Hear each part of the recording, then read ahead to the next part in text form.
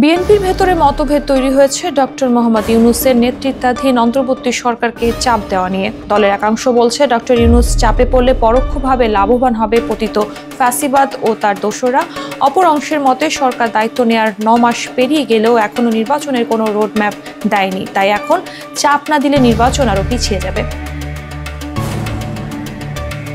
এমন পরিস্থিতিতে বিএনপির স্থায়ী কমিটিতে ধাপে ধাপে সরকারকে চাপে ফেলার সিদ্ধান্ত নেওয়া হয়। এ কারণে তারা ইশরাক হোসেনকে মেয়র হিসেবে শপথ না পড়ানো এবং ছাত্রদল নেতা সাম্য হত্যার বিচার দাবি করে কর্মসূচি গ্রহণ করে।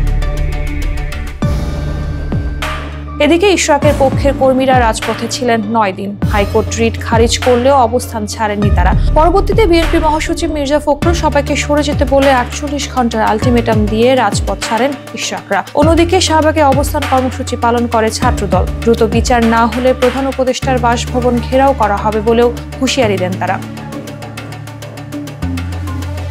দেশের এমন পরিস্থিতিতে সরকারের এক বৈঠকে ক্ষোভ প্রকাশ করেন ইউনূস। পাশাপাশি তিনি পদত্যাগের কথা ভাবছেন বলেও খবর ওঠে। তবে বিএনপির সিনিয়র নেতারা চান না তিনি পদত্যাগ করুন। বিতর্কিত উপদেষ্টাদের সরিয়ে দিয়ে নির্বাচন আয়োজন, এমনটাই দাবি বিএনপির সিনিয়র নেতাদের।